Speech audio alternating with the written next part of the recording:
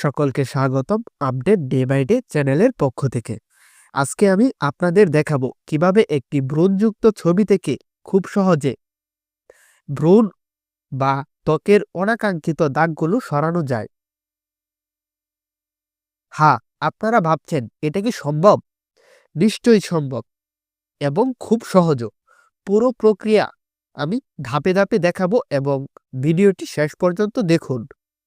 আমি আশা করি এই ভিডিওটি দেখার পর আপনি নিজেও এই কাজটি করতে পারবেন খুব সহজেই। চলুন ভিডিওটি শুরু করা যাক। তাই ভিডিওটি শেষ পর্যন্ত দেখুন আর হ্যাঁ, একটি লাইক ও সাবস্ক্রাইব করতে ভুলবেন না। ছবিটি ওপেন করার পর আমরা চলে যাব লেয়ার অপশনে। লেয়ার প্যালেটটি সামনে এনে রাখবো এবং এখান থেকে প্রথমেই কাজটি করব। এই লেয়ারটিকে আমরা ডুপ্লিকেট করব, ডুপ্লিকেট লেয়ার। সেজন্য আপনারা চাইলে এখান থেকে টেনে এখানে প্লাস আইকনটি ছেড়ে দিতে পারেন, তাহলে লেয়ারটি ডুপ্লিকেট হয়ে যাবে। অথবা আপনারা চাইলে কন্ট্রোল জে দুইটি বাটন একসাথে প্রেস করে লেয়ারটি ডুপ্লিকেট করে নিতে পারেন। আমি লেয়ারটি ডুপ্লিকেট করলাম। তারপর যে দ্বিতীয় লেয়ারটি আমরা ডুপ্লিকেট করেছি এখানে, ঠিক এই লেয়ারটির মোড পরিবর্তন করে ফেলবো। নর্মাল আছে, আমরা নর্মাল থেকে ভিভিড লাইট, এই ভিভিড লাইট অপশনটি এখান থেকে আপনারা খুঁজে দেখবেন। আমি ভিভিড লাইট অপশনটিকে সিলেক্ট করলাম। কাজ করার সময় ছবিটি দেখতে আরো নষ্ট মনে হবে, কিন্তু কাজ করার শেষে ছবিটির আসল ফলাফল দেখে সবাই চমকে যাবেন। তারপর আমরা চলে যাব উপরে ইমেজ, ইমেজ থেকে অ্যাডজাস্টমেন্ট, এখান থেকে চলে যাব আমরা ইনভার্ট, এটিতে একটি ক্লিক করব। দেখতে পাচ্ছেন আমাদের ছবিটি নেই, কিরকম কালো হয়ে গেছে। চিন্তার কোনো কারণ নেই, কাজ শেষ হলে আপনাদের ছবিটি আরো সুন্দর হয়ে উঠবে। তারপর চলে যাব আমরা ফিল্টার, ফিল্টার থেকে আদার্স, আদার্স নামক এটিতে ক্লিক করব।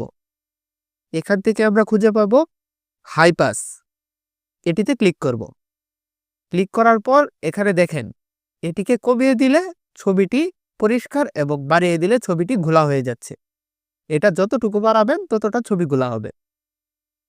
আমরা এখান থেকে পরিষ্কার ছবিটি থেকে একটু ঘোলা করে দেব ছবিটি। এটা প্রয়োজন মতো করে নেব। অবশ্যই খেয়াল রাখবো 6 থেকে 10 বা 12 এর ভিতরে রাখবো। তারপর ওকে। তারপর চলে যাব ফিল্টার, ফিল্টার থেকে ব্লার, এই অপশনটিকে খুঁজে বার করব। এখান থেকে আমরা ডান পাশে দেখতে পাবো অনেকগুলি অপশন, এখান থেকে গৌসিয়ান ব্লার অপশনটি সিলেক্ট করব। ঠিক এখান থেকে দেখতে পাচ্ছেন এটিকে বাড়িয়ে দিলে ছবিটি পরিষ্কার হচ্ছে এবং কমিয়ে দিলে ছবিটি ঘোলা হচ্ছে। আমরা এটিকে কমিয়ে দেব। অবশ্যই চেষ্টা করব 0.5 থেকে 1.5 এর মধ্যে রাখার। তারপর আমরা দ্বিতীয় যে লেয়ারটিকে নিয়েছিলাম সেই লেয়ারটিকে অ্যাডে মাস্ক করব। অ্যাডে মাস্ক করার জন্য নিচে এই অপশনটি দেখতে পাচ্ছেন, এখানে একটি ক্লিক করব। তারপর আমরা এই লেয়ারটিকে ইনভার্ট করব। প্রথমত আপনাদের দেখিয়েছিলাম ইমেজ, ইমেজ থেকে অ্যাডজাস্টমেন্ট, এখান থেকে ইনভার্ট করা যায়। আমরা এর শর্টকাট Ctrl+I, আমরা শর্টকাটটি দিয়ে দিই Ctrl+I, ইনভার্ট হয়ে গেল। তারপর এখান থেকে আমরা চলে যাব ব্রাশ আইকনে, ব্রাশটি সিলেক্ট করব। তারপর এখান থেকে হার্ডনেসটি 0 করে দেব এবং সাইজ আমরা প্রয়োজন অনুযায়ী নেব।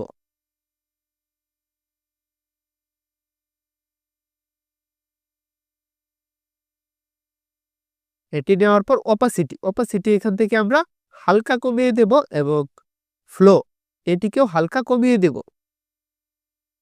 কমিয়ে দেওয়ার পর আমরা সাইজটি কিবোর্ডের ব্র্যাকেট এর সাহায্যে ছোট বড় করে নিতে পারবো।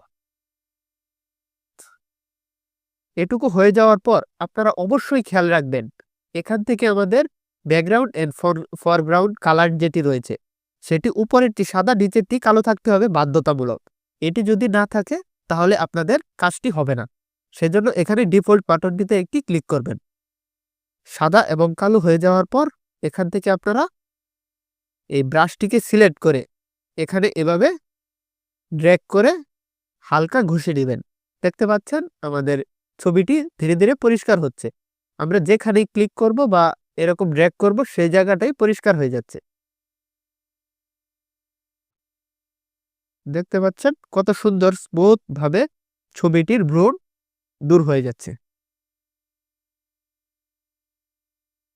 ঠিক এইভাবে ফেসের যে অংশটি দাগযুক্ত আছে সেই অংশ থেকে আমরা দাগটি পরিষ্কার করব এবং চামড়াটিকে আরো সুন্দর এবং আকর্ষণীয় করে তুলব।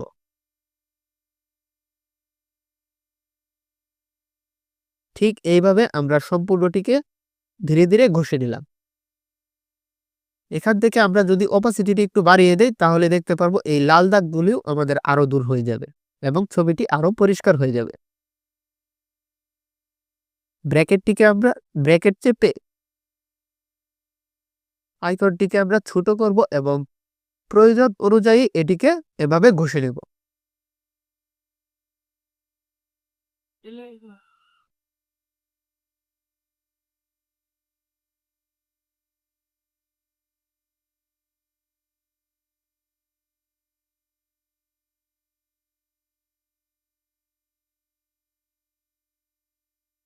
আমরা প্রয়োজন অনুযায়ী এর উপরে চাইলে আরো পরিষ্কার করতে চাইলে আরো এভাবে ড্র্যাগ করে হালকা ঘষে নেব।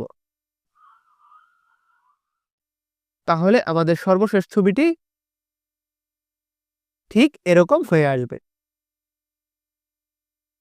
আশা করছি এখন আপনারাও পারবেন।